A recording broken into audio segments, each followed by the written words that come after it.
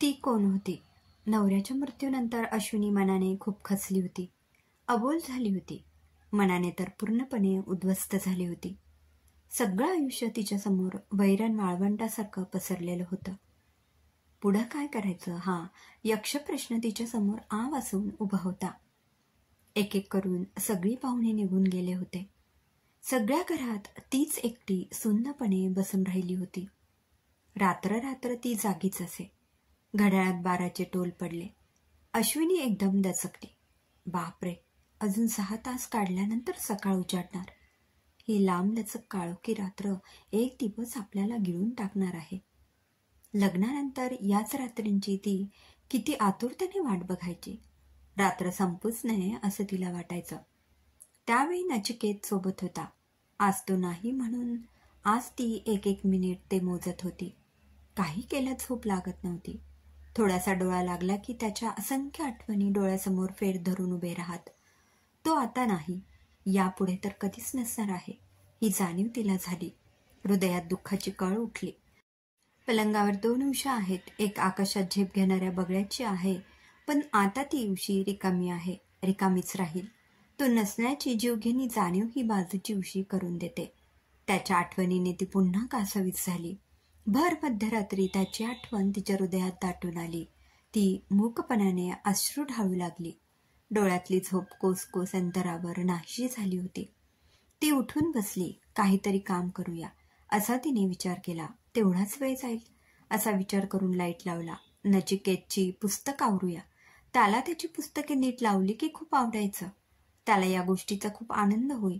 पण खरं म्हणजे कामाच्या रगड्यात आजपर्यंत तिला कधी हे काम करायला वेळच मिळाला नव्हता. पुस्तक म्हणजे नचिकेतचा जीव की प्राण होता. त्याच्याजवळ पुस्तकांचा खूप मोठा संग्रह होता. तो पुस्तकांवर जीवापाड प्रेम करत असे. वाचन हा त्याचा छंद त्याने जीवापाड जोपासला होता. जरी त्यांच्या घरात बाळ नव्हतं तरी तिला त्याची उणीव भासत नसे. तो सतत पुस्तक वाचायचा. अश्विनीला वाचून दाखवायचा. अनेक गोष्टी सांगायचा.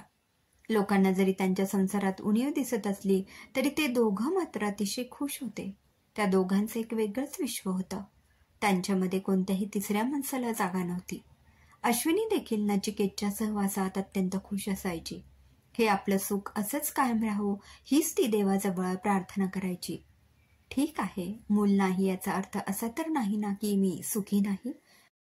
कारण मुलं असलेली माणसं मुलांकडूनच लाथडलेली गेलेली तिने पाहिलेली होती. त्यामुळे जे आपल्या नशिबाने मिळालं आहे त्यातच ती सुख मानत होती. पण तिच्या या सुखाच्या कल्पनेलाही दैवाने तडा गेला. एक दिवस अचानक नुसता रस्ता क्रॉस करण्याचं निमित्त झालं. एका भरधाव येणाऱ्या दुचाकी गाडीने त्याला उडवलं. दवाखान्यात भरती करण्याच्या आधीच नचिकेत यमा घरी केला. कसलं बोलणं नाही की कसला निरोप घेणं नाही. सगळं कसं अचानक झालं. अश्विनीला तर समजलंच नाही. अजूनही तिचा विश्वास बसत नाही की काय झालंय. नचिकेत घरी येणार नाही यावर तिचा विश्वासच बसत नाही. असं वाटतं तो कामावर गेला आहे. कोणत्याही वेळी घरी येईल आणि ओरडून म्हणेल मला जेवायला वाढ. मग मात्र पूर्ण जागी झाल्यावर तिला जाणीव झाली की सत्य तिने स्वीकारायला हवे.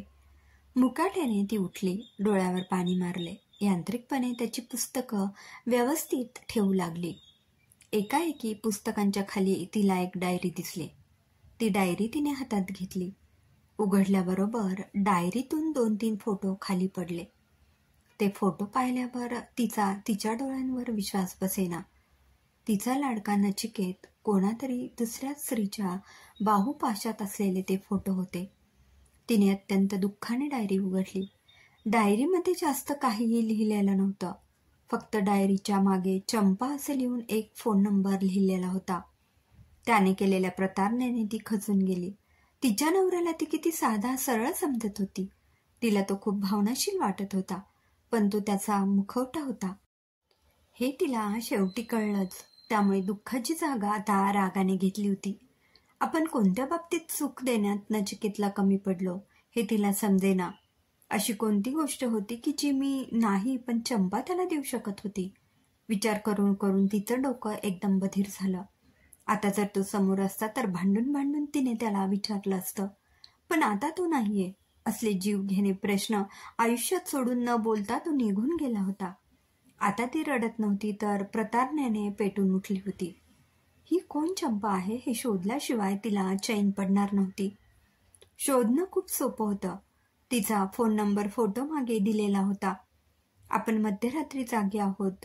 यावेळी कोणालाही फोन करायचा नसतो कारण ते चांगले दिसत नाही हे ती विसरून गेली. फोनच्या मागे दिलेला नंबर तिने डायल केला. बराच वेळ रिंग वाजत राहिली पण ती कंटाळली नाही. पुन्हा पुन्हा रागाने फोन करत राहिली. अखेर बऱ्याच वेळाने तो फोन उचलला गेला. तिच्या अपेक्षेप्रमाणे एक मुलगी तिच्याशी बोलत होती. हॅलो, कौन? चंपा आहे का? तिने विचारलं. हाँ, चंपा बोल रही है. ये क्या फोन करने का समय है? बोलो, क्या काम है? रात को भी लोग सोने नहीं देते. फोनमधून रागाने बोलल्यासारखा आवाज आला. त्यावर तर अजून रागात अश्विनी म्हणाली, रात को दूसरे के हस्बैंड चुराते समय आपकी नींद कहाँ जाती है? मुझे आपसे मिलना है. आप कहाँ रहते हो? मैं अभी वहां आती हूँ. तुम कौन बोल रही हो? पागल हो गई हो क्या? घड़ी में देखो जरा, क्या समय हो गया है. एक तो आज मैं बहुत देरी से सोई हूँ. मुझे आपसे मिलना है अभी के अभी. अश्विनी ओरडून म्हणाली. अरे सच में तुम पागल हो क्या? इतनी रात को मुझे मिलोगी? इतना क्या अर्जेंट काम है? पहले बता, बाद में मेरा पता बताती हूँ. मैं नचिकेत की बीबी बोल रही हूँ. असं अश्विनीने म्हटल्याबरोबर फोनमधला आवाज बदलला. कैसा है नचिकेत? तिने काळजीने विचारलं. मर गया हो, अश्विनी चिडून रडत म्हणाली. मुझे तुझसे मिलना है, मैं अभी आती हूँ. ऐसे कैसे हो गया? मुझे मिले बिना वो कैसे चला गया?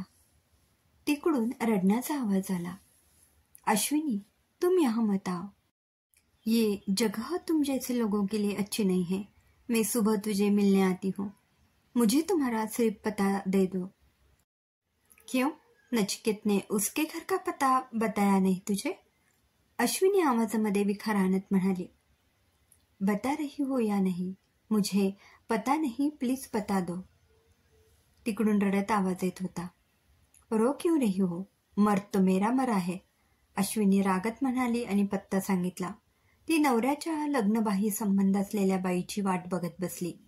रात्रातूनच गर्द काळोखी झालेली होती. अश्विनीच्या डोळ्यासमोर तर न संपणारा अंधार पसरलेला होता. संपूर्ण रात्र अश्विनी जागी होती. घडी घडी घड्याळ बघत होती. सकाळचे 6 वाजले.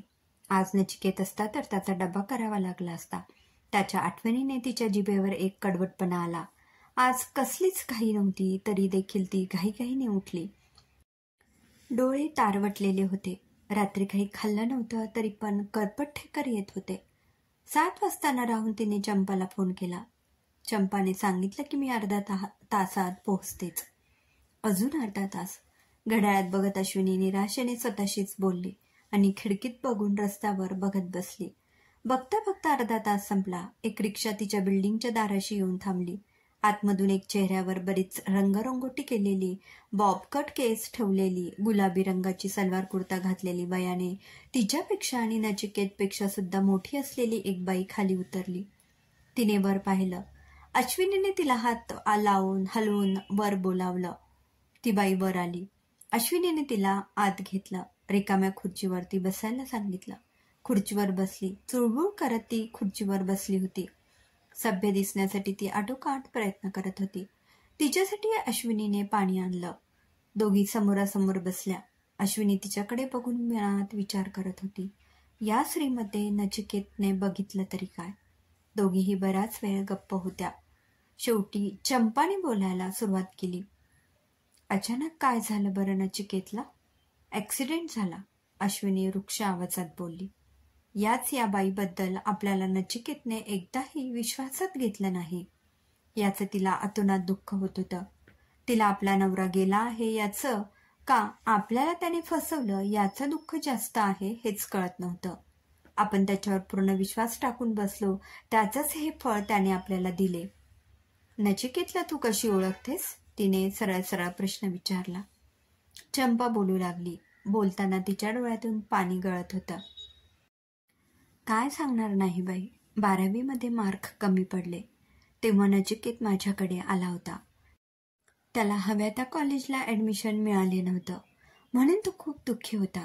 त्याच्या एका मित्राने दुःख कमी करण्यासाठी हा एक मार्ग आहे असं सांगितलं होतं. तो आला, माझ्याजवळ रडत बसला. मी आत्महत्या करणार आहे असं घडी घडी म्हणत राहिला. तो इतका प्रामाणिक आणि प्रांजळ वाटला की तो बोलेल तसं नक्की करेल असं मला वाटलं. मी त्याला रात्रभर समजावत राहिली.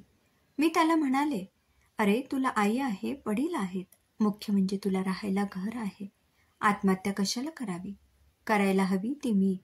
माझ्याकडे बघ, मला आई नाही, वडील नाही, भाऊ नाही, जगात कोणीही नाही. इतकंच काय, मला घर देखील नाही. तरी मी जगते आहे. का जगते आहे, कोणासाठी जगते आहे, मला आज माझं माहीत नाही. आणि सगळं असून तू आत्महत्या करणार आहेस? आत्महत्या करून काय मिळणार आहे, जरा सांग बरं. आणि तो वेडा मुलगा माझ्या मांडीवर डोकं ठेवून रडत बसला. शेवटी म्हणाला, ज्या ज्या वेळी मला आत्महत्या करायची वाटेल त्या त्यावेळेस मी तुझ्याकडे येईल. मी त्याला सांगितले की नाही, तू इथं अजिबात यायचं नाही. ही जागा तुझ्यासारख्या चांगल्या लोकांसाठी नाहीये. मग तो म्हणाला, मला तुझ्यासोबत फोटो काढायचा आहे. आणि त्याने मोबाईलमध्ये माझ्यासोबत सेल्फी काढला. खरं म्हणजे आमच्या व्यवसायात असं भावनिक होऊन चालत नाही, पण नचिकेत अशी व्यक्ती म्हणून आला होता की त्याचं ते भावनिक होणं मनाला स्पर्शून गेलं. त्याच्या निरागसपणापुढे माझा सगळा खोटा चेहरा गळून पडला. मी त्याला सख्ख्या भावाप्रमाणे कुशीत घेतलं आणि थोपटत राहिली. मी कोणालाही माझा फोन नंबर देत नाही, पण त्याला मात्र दिला. हा जो गुलाबी पंजाबी सलवार कुर्ता तू बघतेस ना, तो मला नचिकेतनेच घेऊन दिला होता. या ड्रेसमध्ये त्याला माझ्यासोबत फोटो काढायचा होता, पण असा ड्रेस घालून फोटो काढण्या इतपत निवांतपणा मला कधी मिळालाच नाही. आज मिळाला तर जगात नचिकेतच नाही. बोलता बोलता चंपाने हंबरडा फोडला. अश्विनीला काही सुचतच नव्हतं. तिने चंपाला कधी मिठी मारली कळलंच नाही. दोघींनी एकमेकांना मिठी मारून रडायला सुरुवात केली. समाप्त. लेखक दत्ता जोशी.